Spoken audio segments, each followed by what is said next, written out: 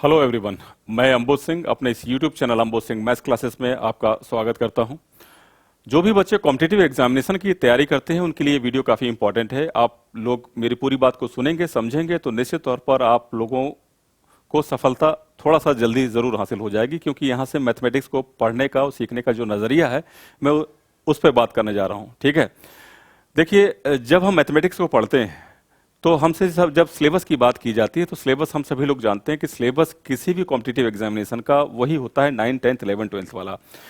तो जब हम कॉम्पिटिटिव एग्जामिनेशन की तरफ मूव करते हैं उसी पिक्चर को लेकर, लेकिन जब हम कॉम्पिटिटिव एग्जामिनेशन की तरफ जाते हैं तो यहाँ पर ये देखते हैं कि हमको सवाल जो है वो विद इन टाइम सॉल्व करने पड़ते हैं। ठीक है, लेकिन सवाल होते लगभग वही हैं जो हमने 9, 10, 11, 12 में पढ़ के आए, वही सारे सवाल हैं। यहाँ पर आकर क्या हुआ कि समय का अभाव हुआ जब हम कॉम्पिटिटिव एग्जामिनेशन में आए तो। ठीक है ना, तो समय विद इन टाइम आपको सॉल्व करना होता है क्वेश्चंस को, ये आपको दिमाग में रखना होता है। ठीक है ना, तो यहाँ पर मैंने बोर्ड पे दो चीजें लिखी हुई हैं, एक तो मैथ्स, यहाँ पर टिपिकल और कंसेप्चुअल। एक्चुअल में ये दो अप्रोच की मैंने बात की। ठीक है, ये टिपिकल अप्रोच से मेरा तात्पर्य ये है कि जो हम कॉम्पिटिटिव एग्जामिनेशन से पहले, मतलब जो एकेडमिक में पढ़ के आए हुए हैं, वही प्रोसेस, वही तरीके अगर मैं उनको फॉलो करूं तो निश्चित तौर पर मैं कॉम्पिटिटिव एग्जामिनेशन में सवाल तो करने की क्षमता रखूंगा, लेकिन मैं विद इन टाइम नहीं कर पाऊंगा, इसलिए मैं कंपटीशन से बाहर हो जाऊंगा। तो डेफिनेटली मुझे कॉन्सेप्चुअल अप्रोच का यहां पर सहारा लेना चाहिए। और मैं एक दो एग्जांपल से आपको पहले ये समझाता हूं कि एक्चुअल में टिपिकल और कॉन्सेप्चुअल अप्रोच कहते किसको हैं। टिपिकल अप्रोच से मेरा मतलब यह है कि जो हम एकेडमिक में पढ़ के आए हैं या अभी भी हम वही अप्रोच पढ़ रहे हैं जो हमको फार्मूले में बांधे रखती है। ठीक है, तो हमको ऐसी अप्रोच से डेफिनेटली निकलना होगा। ठीक है, तो टिपिकल अप्रोच से क्या मतलब है, एक एग्जाम्पल से मैं आपको समझाता हूं। ठीक है, एक दो एग्जाम्पल लेता हूं। तो एग्जाम्पल के लिए चलिए, मैंने स्टार्टिंग में एक छोटा सा एग्जाम्पल से मैंने आपको समझाने की कोशिश कर रहा हूं मैं। तो मैंने एक यहां पर बना लिया एक हेक्सागन।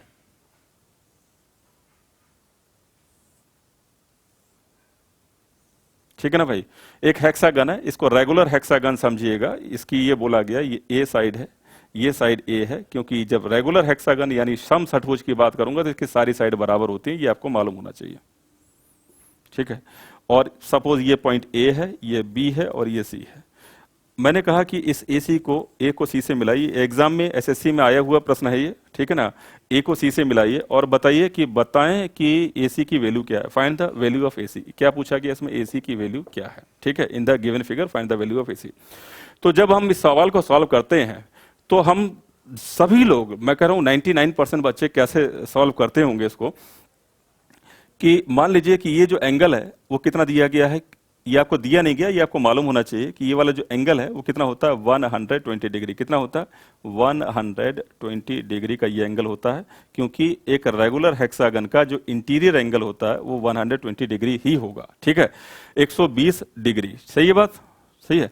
अब होता क्या है कि हम लोग इसमें अप्लाई करते हैं कोसाइन रूल, और कोसाइन रूल ये कहता है कि, पहले मैं इस अप्रोच की बात कर रहा हूं, आप थोड़ा सा समझिएगा पहले। ठीक है ना, फिर आएंगे अपने पॉइंट्स पर, मुद्दे पर, कौन टिपिकल अप्रोच के अकॉर्डिंगली। ठीक है ना, तो मैं ये कह रहा हूं कि cos 120 क्या होता है, तो cos 120 की जो वैल्यू होती है, मैं बात करने जा रहा हूं कोसाइन रूल की। तो कोसाइन रूल के अकॉर्डिंग जब मैं इसको अप्लाई करूंगा, क्योंकि हमने रटा हुआ है कोसाइन रूल, तो मैं कहूंगा कि ए स्क्वायर क्या आएगा, ये ए square plus a square minus क्या आ जाएगा, ए सी स्क्वायर अपॉन में क्या आ जाएगा, 2a इंटू ए, 2a इंटू ए। ये होता है कोसाइन रूल। इसके थ्रू मैं इस एसी को निकालूंगा, तो मैं लिखूंगा इसको 2a square cos 120 degree is equal to a square plus a square minus a C square. ठीक है, अब मैं इस एसी को इधर लेके जाऊंगा तो ये मेरे पास आ जाएगा एसी का square is equal to a square plus a square minus का 2a स्क्वायर कॉस 120 डिग्री। ठीक है ना, तो जब मैं इसको सॉल्व करूंगा तो ए स्क्वायर क्या हो जाएगा, 2a square, A square plus a square minus cos 120 की जो वैल्यू होती है वो -1/2 होगी, और -1/2 जब मैं इधर लिखूंगा तो 2 से 2 कैंसिल हो जाएगा, माइनस माइनस प्लस हो जाएगा, तो प्लस ए स्क्वायर हो जाएगा ये, तो प्लस ए स्क्वायर आ गया। तो मेरे पास जो वैल्यू आई, जो ए सी की जो वैल्यू आ जाएगी वो क्या आ जाएगी, A C square is equal to 3a square, और थोड़ा सा मैं सिंप्लीफाई करूंगा तो ए सी बराबर आ जाएगा √3a। तो इस तरह से मैंने कहा कि रूट AC की जो वैल्यू है वो √3a आ गई, और ये मैंने बिल्कुल कोसाइन रूल को प्रॉपर तरीके से यहाँ इस्तेमाल किया। अब मेरी बात को सुनिएगा ध्यान से, ठीक है।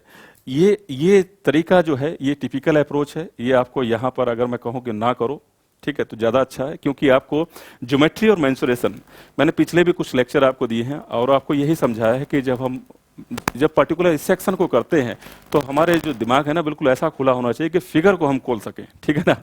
अब देखिए कैसे, इसको पहले मैं यहाँ से साफ करता हूँ, इसका स्क्रीनशॉट ले लेना इससे, पॉज करके वीडियो को, ठीक है। मैं जस्ट यहाँ पर ये बताना चाहता हूँ कि जब इस हेक्सागन को आप देखें और यहीं पे इसको फिनिश कर दें, कैसे करें मेरी बात को सुनिएगा दोस्तों। हमारे जो हम इस्तेमाल करते हैं ना ज्योमेट्री में, उसमें जो 90 डिग्री है ना, उसका 90 डिग्री यानी राइट एंगल ट्राइंगल, उसका बड़ा महत्वपूर्ण काम होता है, ठीक है। और देखिए मैं यहाँ पर इसको एक राइट एंगल ट्राइंगल में कन्वर्ट करने की कोशिश कर रहा हूँ। वो कैसे होगा कन्वर्ट, तो जैसे B पॉइंट से जस्ट मैंने इसको आगे बढ़ा दिया, ठीक है ना, ये बढ़ के आगे। अब मेरी बात को सुनिएगा, और ये पूरा एक ट्राइंगल बना दिया। अब हुआ क्या कि जैसे ही मैंने इसको आगे बढ़ाया तो ये 120 है, तो ये कितना हो जाएगा, ये सोचिए जरा, ये कितना हो जाएगा 60 डिग्री। जब ये 60 हो गया, ठीक है, और मैं बनाना चाहता हूं इसको राइट एंगल, ठीक है।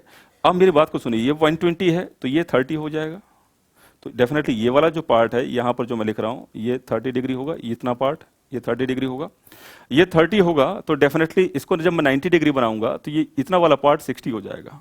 जब ये 60 हो गया, ये 60 हो गया, डेफिनेटली ये 60 हो गया। जब ये तीनों एंगल 60 हो गया तो ये बन गया इक्विलेटरल ट्राइंगल, एक समबाहु त्रिभुज। तो डेफिनेटली यहां से लेकर B से लेकर, सपोज N को बोल दिया मैंने इसको, यहां से की वैल्यू भी A हो गई, क्योंकि समबाहु त्रिभुज में सारी साइड A होती है, तो ये भी A हो जाएगी।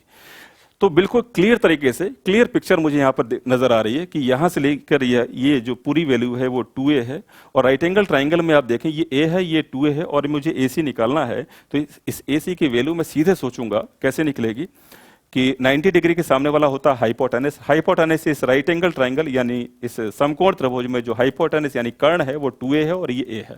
तो मुझे क्या करना है कि 2a स्क्वायर में से a स्क्वायर माइनस कर देना है, तो क्या बचेगा 3a स्क्वायर, क्योंकि 2a का स्क्वायर करूंगा तो 4a स्क्वायर हो जाएगा, दिखाई दे रहा है इधर की नहीं। तो यहां पर क्या आ जाएगा 4a square minus a square क्या हो जाएगा 3a स्क्वायर, और रूट लगा दूंगा क्योंकि AC स्क्वायर बराबर 3a स्क्वायर होगा, ठीक है। तो मेरे पास वैल्यू आ जाएगी √3a। तो यहीं पर इस फिगर में इसको क्लियर कर दो, इसके लिए क्या कोसाइन रूल लगाने की जरूरत है, ठीक है। तो अब बात ये है कि ये चीज बनी कहां से, तो अब मैं बताता हूं कि बनती कैसे है। कि जब हम कोसाइन रूल को, जब हम पूरा कोसाइन रूल, मैं ये बिल्कुल नहीं कह रहा कि कोसाइन रूल आपको पढ़ना नहीं चाहिए, मैं ये कहना चाहता हूं कोसाइन रूल को भी आपको रूट से पढ़ना चाहिए। थोड़ा सा पढ़ोगे, थोड़ी थोड़ी चीजें हैं उसमें मजा आएगा, ठीक है, वहीं से कंसेप्ट आपकी बिल्डिंग स्टार्ट हो जाएगी, ठीक है। खैर अगर आप को ये बात पूरी समझ में आ गई हो तो एक दो एग्जाम्पल से मैं और आगे बढ़ता हूँ। ये है भाई साहब आपकी कंसेप्चुअल अप्रोच जो मैंने यहाँ पे की, ठीक है ना, ठीक है। एक दो एग्जाम्पल से और समझाता हूं मैं चीजों को, इसको मैं यहां पे साफ कर दूं पहले। चलिए एक और बेहतर एग्जाम्पल से इन दोनों अप्रोच में डिफरेंस को एक बार फिर समझते हैं। जैसे कि एक सवाल जो है SSC CGL मेंस 2014 या 15 में इस तरह का एक सवाल था, और क्वेश्चन ये था कि भाई एक राइट एंगल ट्राइंगल है,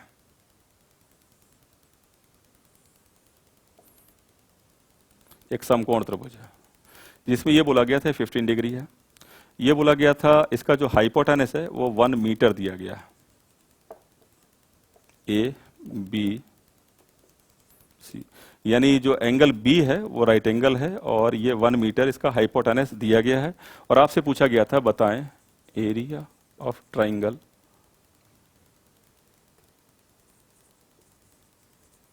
ABC, ठीक है, ABC ट्राइंगल का एरिया बताएं। तो जब हम इसको सॉल्व करते हैं, ठीक है, तो हम सभी जानते हैं कि एरिया ऑफ ट्राइंगल क्या हो जाएगा, area of triangle ABC is equal to 1/2 base into height. तो बेस कितना है इसमें BC, तो मैंने लिख दिया BC, हाइट क्या है इसकी AB, यानी 1/2 आधार गुणा ऊंचाई। तो अब हमारे पास बात है कि मुझे BC की वैल्यू मालूम होनी चाहिए। तो BC क्या है इस राइट एंगल ट्राइंगल का बेस है, बेस और हाइपोटेनस में एक रिलेशन होता है जो कि कॉस बताता है, ठीक है, आधार और कर्ण में एक संबंध होता है जो कि कॉस बताता है। तो कॉस 15 की जो वैल्यू है वो यहां पर क्या आ जाएगी, कॉस 15 इज इक्वल टू क्या हो जाएगा बेस बाई हाइपोटेनस, तो बेस कितना है BC और हाइपोटेनस कितनी 1, यानी BC की वैल्यू क्या आ जाएगी cos 15। ठीक है, दूसरी बात, अगर मैं यहाँ पर sin 15 की बात करूँ तो sin क्या होता है, लंब बटे कर्ण, यानी परपेंडिकुलर बाई हाइपोटेनस। तो परपेंडिकुलर क्या है AB, तो मैंने यहाँ पर AB लिख लिया, और हाइपोटेनस क्या है 1, तो यानी AB की वैल्यू भी sin 15। तो जब मैं यहाँ पर इसको सिंप्लीफाई करने जाता हूँ तो 1/2 लिखता हूँ, BC की वैल्यू क्या है cos 15, और AB की वैल्यू क्या है sin 15। और जब मैं इसको सिंप्लीफाई करूंगा तो आप चाहो तो इसको cos 15 की वैल्यू √3 + 1/2 होती है, और sin 15 की वैल्यू √3 - 1/2 होती है। वो वैल्यू उसको पुट करके सॉल्व कर सकते हो। अगर आप ऐसा नहीं करना चाहते तो आप क्या करोगे, दो का ऊपर नीचे गुणा कर दोगे, तो ये तो नीचे तो बन जाएगा 1/4, और ऊपर क्या बन जाएगा 2 cos 15 और sin 15। अब ये क्या वैल्यू हो गई, 2 sin थीटा cos थीटा क्या होता है, sin 2 थीटा होता है। फिर लिखोगे 1/4, अब यहाँ पे क्या हो जाएगा cos 2 cos 15 sin 15 क्या होता है sin 2 थीटा, तो sin 2 × 15 करूंगा, 2 × 15 करूंगा, sin 30 हो जाएगा। और सभी जानते हैं कि 1/4 cos 30 की वैल्यू जो होती है 1/2 होती है। तो इस तरह से मेरा आंसर आ गया 1/8 मीटर स्क्वायर। तो इस तरह से मेरा आंसर आ गया 1/8 मीटर स्क्वायर। अगर आपसे वैल्यू सेंटीमीटर स्क्वायर में पूछी गई, एग्जैक्टली सवाल में मुझे याद आ रहा है कि वैल्यू सेंटीमीटर स्क्वायर में ही पूछी गई थी, तो आप क्या करोगे, 100 × 100 का मल्टीप्लाई कर दोगे, 10,000 बन जाएगा, डिवाइड करोगे 8 से तो 1250 सेंटीमीटर स्क्वायर में इसका आंसर आ जाएगा। ठीक है, तो ये जो बात मैंने की ये बिल्कुल एग्जैक्टली टिपिकल अप्रोच है। ठीक है ना। अगर मैं कहूँ कि इसको थोड़ा सा जल्दी करना है तो कंसेप्चुअल अप्रोच पे जाना पड़ेगा। और कंसेप्चुअल अप्रोच क्या होती है एक्चुअल में, मैं आपको समझाता हूँ, तो इसको आप नोट कर सकते हो, इसको स्क्रीनशॉट ले लेना। ठीक है, जब मैं कंसेप्चुअल अप्रोच की बात करूंगा तो sin 15 cos 15 की मुझे जरूरत नहीं पड़ने वाली। इसको मैं यहाँ पे पहले साफ करता हूँ।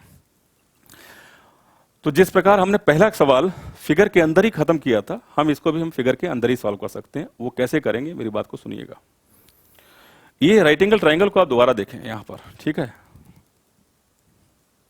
मैंने यहां पर क्या किया कि यहां पर इसको थोड़ा सा इंक्रीज किया, और ये इसको मैंने जस्ट इस राइट एंगल ट्राइंगल को इस तरह से फोल्ड कर दिया। ये राइट एंगल ट्राइंगल था, जैसे इसको फोल्ड किया, जितना ऊपर था उतना ही नीचे आ गया, ऐसा आप समझेंगे। ठीक है, तो ये जो 15 डिग्री है तो डेफिनेटली यहां पर भी 15 हो जाएगा। जस्ट मैंने रोटेट किया, अभी पूरा एंगल क्या बन गया, 30 बन गया।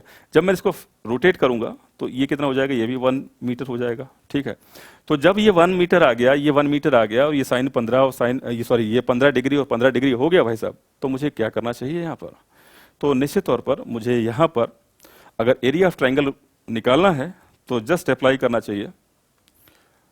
किसी भी ट्राइंगल का एरिया दो साइड दी जाए और बीच का एंगल दिया जाए, तो 1/2 जो दोनों साइड है उसका प्रोडक्ट और बीच वाले एंगल का साइन का प्रोडक्ट। ठीक है, ये एरिया ऑफ ट्राइंगल होता है। जस्ट उसको अप्लाई करूं मैं, तो मैं सोचूंगा कि 1/2 1 × 1 ये कर दिया मैंने, इंटू साइन 30 आप देखें कि एग्जैक्टली मैं कहां पे पहुंच गया, मैं वहीं पे पहुंच गया जो मैंने लास्ट में आपके सामने रिजल्ट लिखा था। ठीक है, एग्जैक्टली पिक्चर वही है।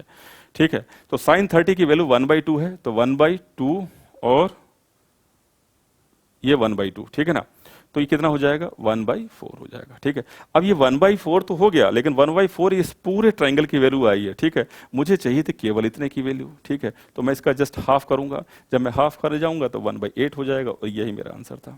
सही है, तो यहां पर ये चीज आसान हो गई। ठीक है, तो बात वही है। ठीक है, चीजों को थोड़ा सा बदलना पड़ेगा, और हम टिपिकल से थोड़ा सा निकल के, इस अप्रोच से निकलते हुए, हमको जब कॉम्पिटिटिव एग्जामिनेशन को क्रैक करना है तो हमको इस अप्रोच को फॉलो करना पड़ेगा।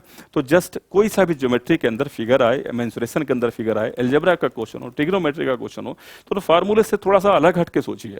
ठीक है, ठीक है, और पर्टिकुलर इस ज्योमेट्री वाले सेक्शन में तो बहुत मदद करता है ये जो प्रोसेस होता है। ठीक है।